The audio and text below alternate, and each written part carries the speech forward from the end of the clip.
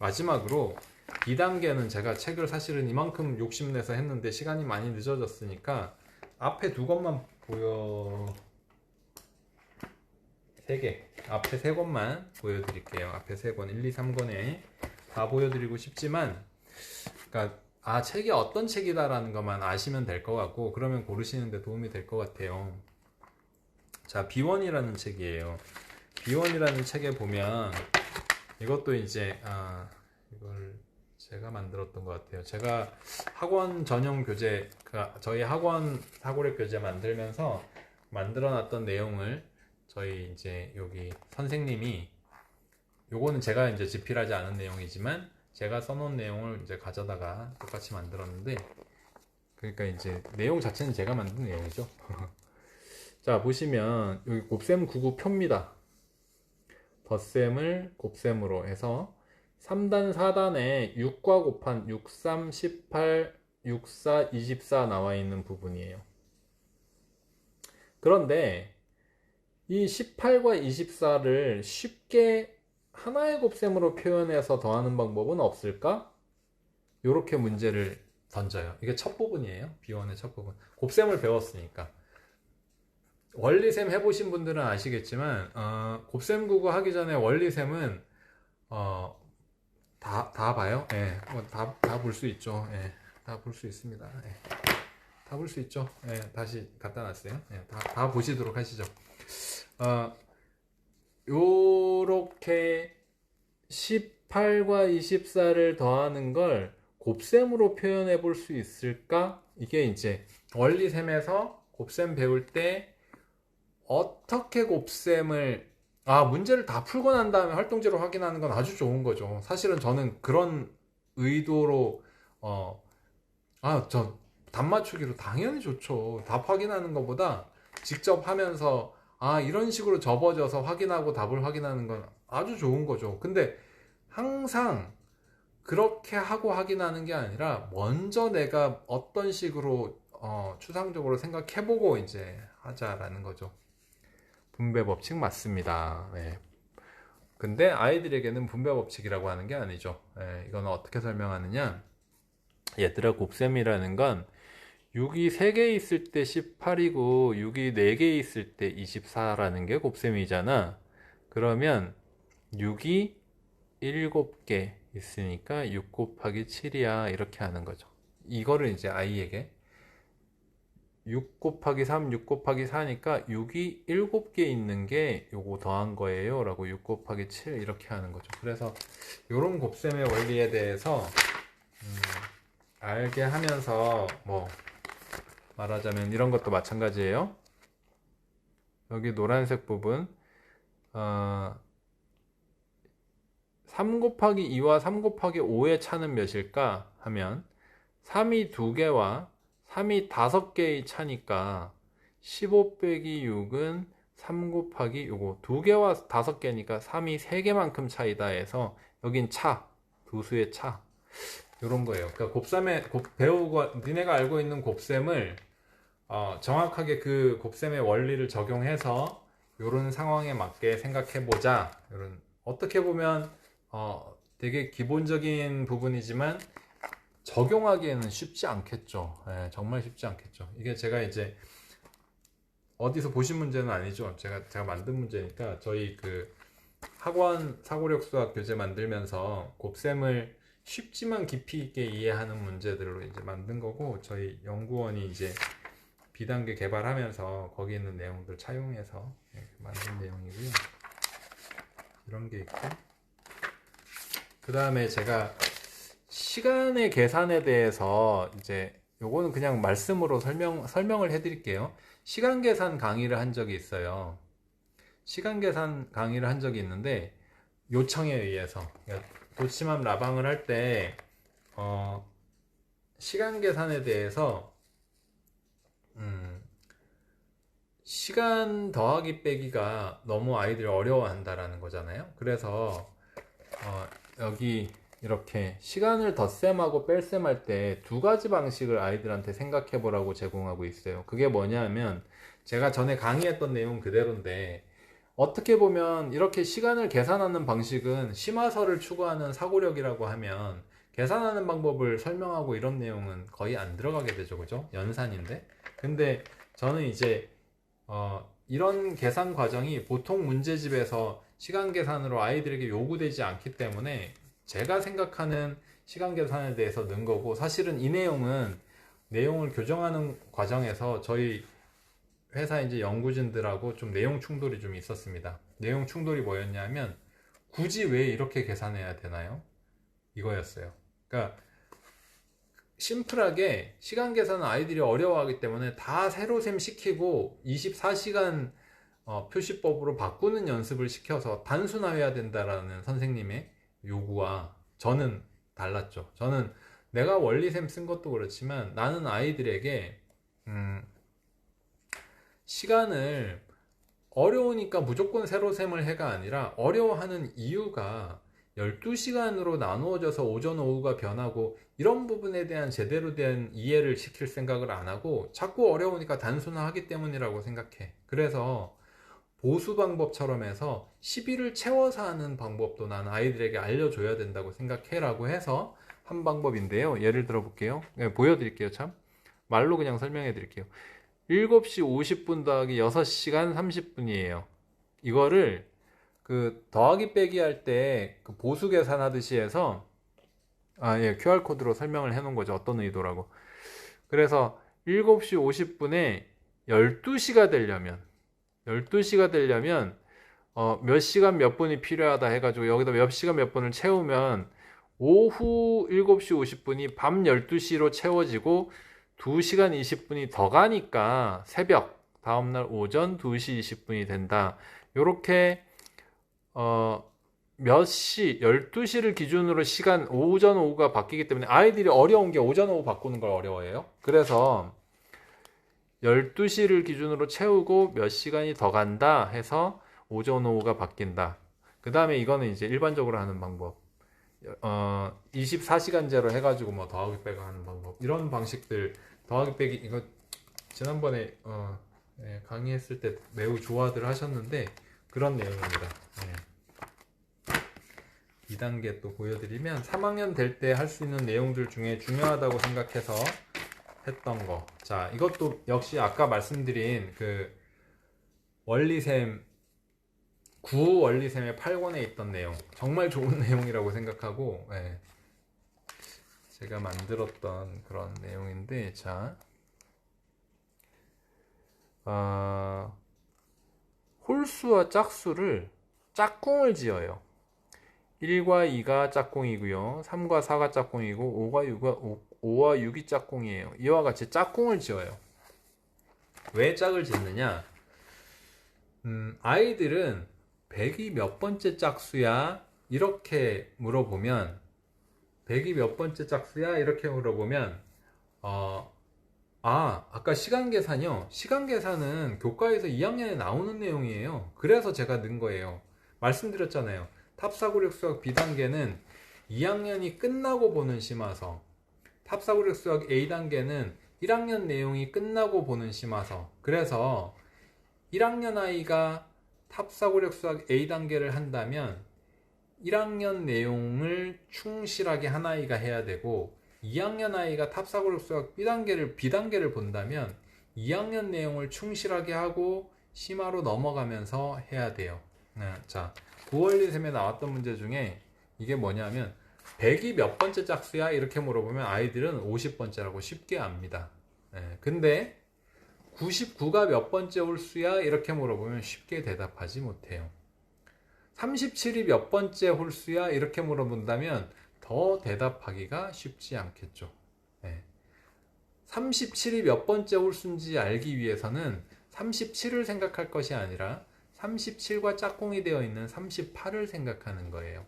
홀수와 짝수는 1에서 시작해서 홀짝, 홀짝, 홀짝 이렇게 짝꿍이 지어져 있다고 아이들에게 생각하게 하는 거예요. 그러면 홀수와 짝수가 몇 번째가 되고 그 다음에 짝지어서 생각하는 거에 대한 개념, 이런 부분들이 좀 풍부해집니다. 홀수 짝수에 대해서. 그래서 37이 몇 번째 홀수야? 이렇게 물어보면 37이 아니라 38을 생각한다. 왜? 툴은 짝꿍이니까. 짝꿍이 첫 번째 짝꿍, 두 번째 짝꿍, 세 번째 짝꿍, 네 번째 짝꿍 이렇게 하면 짝수가 몇 번째인 것과 홀수가 몇 번째인 것은 동일할 테니까.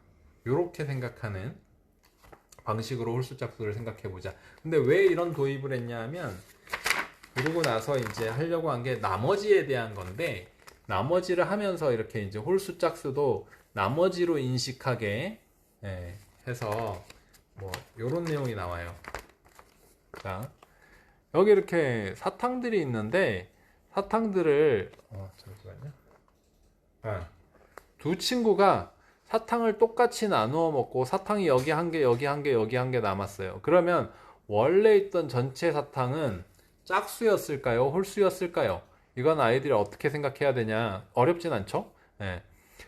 둘이 똑같이 나눠 먹었으니까 먹은 건 다 짝수. 그리고 남은 게 홀수니까 두 개 먹고 한 개 남으니까 홀수. 자, 나머지에 대해서 생각하자. 나머지가 한 개, 한 개, 한 개 남았다라고 하면 여기서 똑같이 나눠 먹고 똑같이 나눠 먹고 홀수였던 건데 전체의 개수는 홀수일 수밖에 없다. 나머지를 관찰하자. 이런 나머지에 대한 나눗셈과 나머지를 간단한 홀수 짝수를 통해서 도입을 하고 뒤로는 실제로 이제 요 뒤로 나머지에 대한 좀 어려운 문제가 나오기 시작해요. 근데 이 나머지는 실제로는 2학년까지는 나머지를 배우지 않거든요. 근데 이제 여기에서 나머지는 곱셈을 거꾸로 생각했을 때 나누기는 안 나와요. 나누기는 안 나오고 곱셈을 몇 배 했을 때 몇 배보다 1큰수, 2큰수 이런 식으로 해서 나머지에 대한 개념을 생각해 보도록 문제를 뒤에 전개해 나가고 있습니다.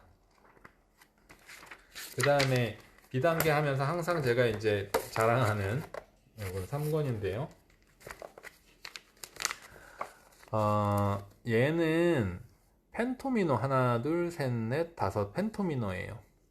펜토미노인데 요 펜토미노는 변심 펜토미노라고 해서 이렇게 자르는 방법을 이런 식으로 구분해서 요 하나, 둘, 셋, 넷, 다섯 하나, 둘, 셋, 넷, 다섯 조각이 되네요. 뭐 그러고 나서 얘를 다섯 조각으로 이런 다양한 모양을 만들 수가 있습니다. 또 변형된 이런 모양들도 아까 그 다섯 조각으로 만들 수가 있어요. 근데 그리고 하나 더 보여드릴까요? 얘는 아까는 똑같이 꼭지점에서 잘랐지만 변의 중앙으로 자르고 있어요. 변의 중앙 하나, 딱 하나만. 그러다 보니까 퍼즐이 어려워졌어요. 엄마 교육은 제가 기획하고 있었는데 코로나 때문에 원래는 계획을 하고 있었어요. 그 위례에서 어머님들한테 그 돈을 받고 아주 약소하게 돈을 받더라도 그 아이들 교육에 직접 공부하고 싶은 분들 초대해서 교육을 주기적으로 해 나간다라는 게 원래 계획에 있었는데 재작년에는 제가 위라에서 작게 하다가 그런 계획들 때문에 되게 큰 곳으로 이전을 했었거든요. 지금 있는 데는 좀 커요. 근데 지금 코로나 때문에 뭐 할 수가 없잖아요. 그죠? 나중에 하겠습니다. 나중에. 줌으로도 생각을 안 해본 건 아닌데 근데 저는 만나서 하는 게 제일 좋다고 생각해서 자, 얘는 중간에 자르다 보니까 어려워졌어요. 그리고 실제 퍼즐줄도 보면 그러다 보니까 이런 식으로 좀 어려운 모양이 나옵니다. 그런데 여기 나온 이런 퍼즐은 다 제가 그 세계적으로 유명한 퍼즐들을 관찰하고 직접 만든 퍼즐이에요. 만든 퍼즐. 어떤 퍼즐들을 관찰을 해보니까 꼭지점에서 자르는 거 말고 온라인으로요.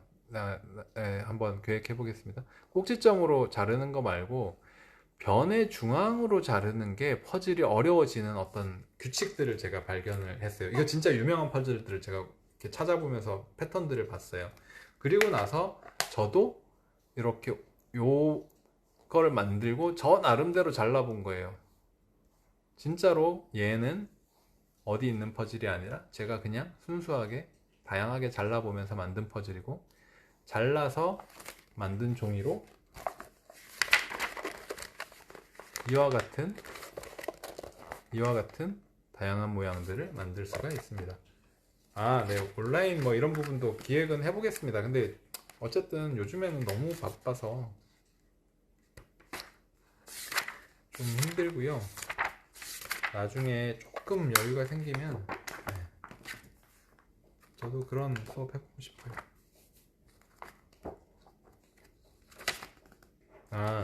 그리고 이거는 3학년 보라고 만든 책이에요. 탑사고력수학 비단계. 그리고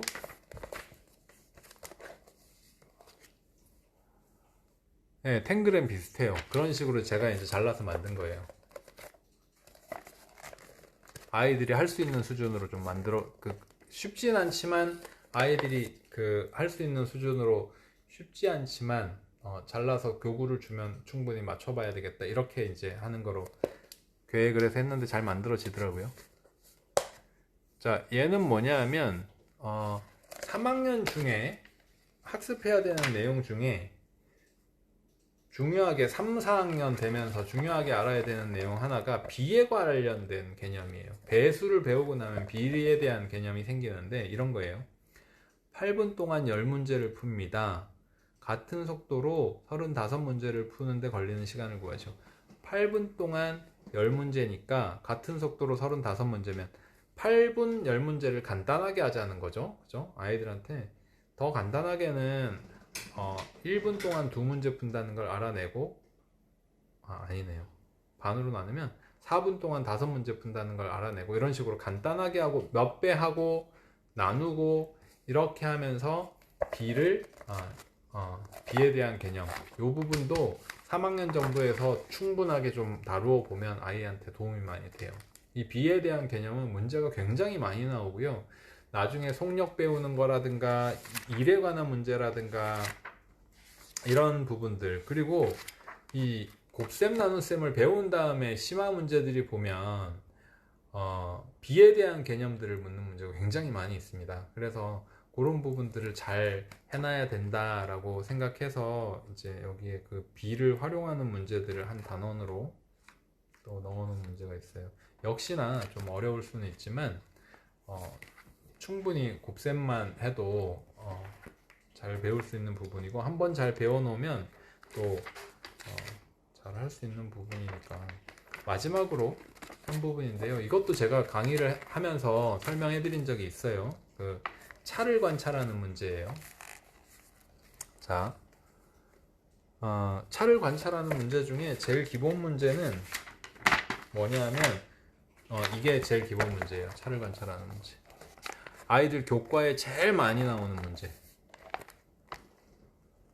자, 물을 가득 담고 있으면 3200g이에요. 물의 절반을 담고 있으면 2400g이에요. 컵의 무게는 얼마일까요? 교과에 제일 많이 나오는 문제예요. 그죠? 컵의 물이 2배가 되면 똑같다, 절반이다. 그럼 물의 절반이 줄어들었으니까 이 차이가 절반만큼이고, 그럼 전체는 얼마고 컵의 무게는 얼마다라는 걸 관찰하는 거죠. 얘와 얘의 차를 관찰하는 거예요. 얘와 얘의 차는 물의 절반이다, 이걸 관찰하는 거죠. 원리셈과 소마셈의 차이요? 그거는 제가 다음 주에 해드릴게요. 라방 공지를 잠깐 해드리면, 제가 오랜만에 돌아와서 오늘 라방하고 다음 주에 또 원리셈 공부가 있어요. 그래서 다음 주에는 원리셈의 내용으로, 원리셈은 어떤 책인가, 그 다음에 연산에 대한 질문을 좀 받아드리고, 이렇게 이제 원리셈 연산 가지고 라방을 하고요. 다다음 주는 그런 내용으로는 처음인데 잠깐 보여드리면,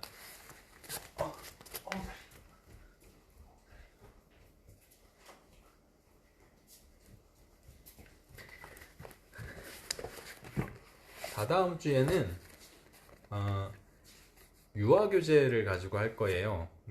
다음 달에 유아교재가 나와요. 만 3세, 4세, 5세. 좀 걱정이 많은데, 유아교재에 보면 이제 이런 활동지가 들어있어요. 그래서 이런 활동지가 이렇게 스티커인데, 스티커가 스티로폼으로 되어 있어서 얘가 이렇게 붙였다가 아이도 쉽게 뗐다가 붙였다가 뗐다 하는 이런 활동지가 있어요. 얘가 다음 주가 연산이면 다음 주는 만 3세, 4세, 5세를 대상으로 하여 이번에 다음 달에 새로 나오게 되는 이름이 유아 자신감 수학인데요. 유자수라고 유아 자신감 수학인데 다음 달에 출간하게 되는 책의 샘플북을 도치맘에 다다음 주부터인가 이벤트를 할 건데 그 내용을 소개해드리는 방송으로 껌딱지 맞아요. 껌딱지인데 프로젝트 이름이 껌딱지였고 책의 이름은 유아 자신감 수학으로 결정이 됐고요. 그 책이 이제 드디어 안전성 검사 들어가 있어요. 지금 아이들에게 안전한지 이런 부분 검사가 들어가 있어서 다음 주에 그 결과가 나오면 바로 인쇄를 합니다. 인쇄를 해서 다음 달에 이제 런칭 예정이고요.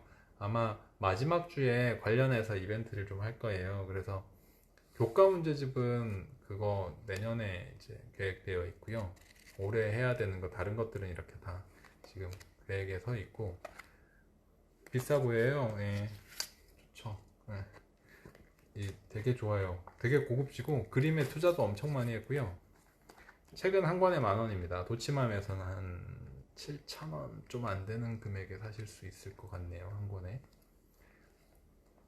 교과 문제집은 뭐 내년 말 정도에 만나실 수 있지 않을까 그렇게 생각합니다. 올 말부터 아마 시작하게 될 것 같고 여전히 뭐 저 같은 경우는 학원 문제집 하는데 시간을 많이 쓰고 있는 과정이라 자 차에 관련해서 껌딱지 좋죠. 반대하는 사람들이 좀 있어서 마음고생을 제가 좀 했습니다. 껌딱지 저도 좋아요. 좋은 이라고 생각하는데 그쵸 입에 딱 붙죠. 맞는 말씀입니다만 워낙에 반대가 심해서 제가 마음고생을 좀 하고 이름을 바꾸게 됐네요. 그래서 프로젝트 이름만 껌딱지가 되었고요.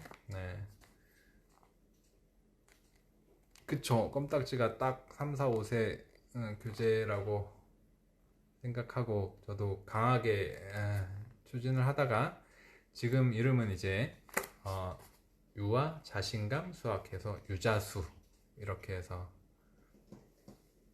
그냥 껌딱지 저도 하고 싶었어요. 어쨌든 그렇습니다. 그건 개인의 취향이고 제가 졌어요.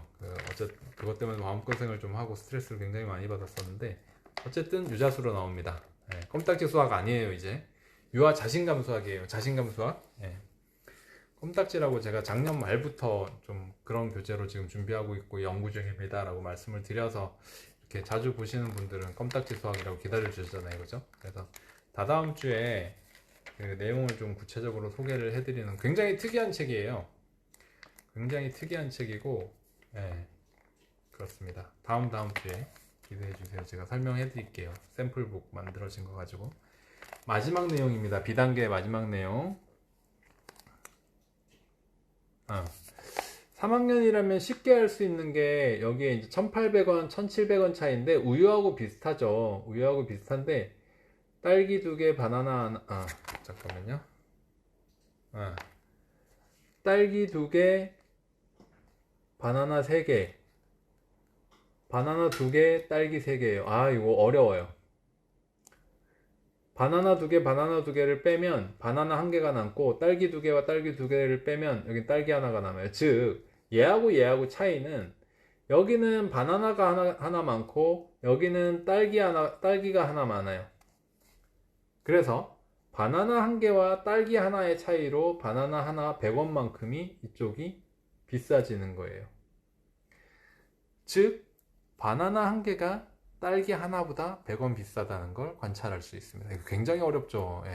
6권이에요. 마지막 책입니다. 잘 관찰해보면 바나나 3개, 딸기 2개 딸기 2개, 딸기 2개 값이 똑같아. 바나나 2개, 바나나 2개도 값이 똑같을 거야. 그럼 남는 건 바나나 1개와 딸기 하나인데 얘네들 때문에 100원 차이가 났다는 거죠. 그러면 결국 바나나는 딸기보다 100원 비싼 거죠. 그래서 AX, X와 Y로 놓고 풀면 안 돼요. 아이들한테 그렇게 하면 안 되고요. 그거는 중학교 2학년에 연립방정식 배우고 해도 충분합니다. 그 기술은 너무너무 간단하고 쉬워요. 그게 아니라 저는 아이들에게 이런 조건들을 관찰하고 사이의 차이를 관찰하고 다양하게 문제를 분석하고 바라보고 하는 그렇게 공부하도록 그렇게 생각하도록 하고 싶은 거예요. 그래서 3학년 아이에게 선행을 체계적으로 했다면 모를까 연립방정식을 너무 쉽게 가르쳐 버리는 건 사실 반대합니다.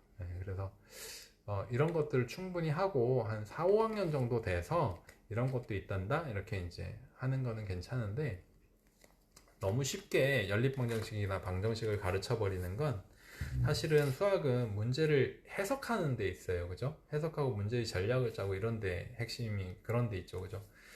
그래서 그렇습니다. 늦었네요. 거의 2시간 가까이 방송한 것 같아요. 오늘은 여기까지고요. 다음 주에 연산으로 연산 방송은 워낙 많이 해서 뭐 들으신 분들은 참 지루한 방송이 될 수도 있을 것 같고, 하지만 다음 주는 연산으로, 다음 주에 이제 소마셈, 원리셈의 차이 이런 부분은 다시 말씀을 해드릴게요. 그렇게 하고요. 그리고 탑사고력 수학은 지금 공부 중이니까 혹시 구입 예정이신 분들 지금 소개해드린 것처럼 단계별로 이렇게 수준이 이렇고 그 기준도 말씀드렸죠. 참고해서 구입하시고요. 드디어 이제 나오게 되는 애기들 수학, 애기들 수학도 관심 가져주시면 감사하겠습니다. 이게 참 특이하고 재밌는 책이에요. 엄마가 문제를 내주는 부분들이 있거든요. 한 3분의 1 정도는 엄마가 이 문제를 딱지를 붙여서 조건을 바꿔주고 해서 아이가 다 풀고 나면 한번 이렇게 보드마커 다 닦고 나서 이 영구적으로 사용할 수 있는 붙임 딱지잖아요. 이걸 붙여가지고 엄마가 이제 문제를 쭉 내주고 아이한테 주는 거예요. 이제 그러면 아이가 이제 쭉 엄마가 내준 문제도 풀고 이런 식으로 유아 수학 책을 만들었거든요. 그 세상에 없는 방식이고 엄마들에게는 매우 귀찮을 수도 있고 어떻게 보면 아이하고 교감하면서 아이의 수준에 맞게 이렇게 잘 해주실 수도 있는 책이고, 그런 특이한 책이 다음 달에 나올 예정입니다. 아이는 보드마커와 붙임딱지를 가지고 할 거고요. 어쨌든 방송은 여기까지로 마치겠습니다. 늦은 시간까지 수고하셨습니다. 다음 주와 그 다음 주에 또 뵙도록 하겠습니다. 마치겠습니다.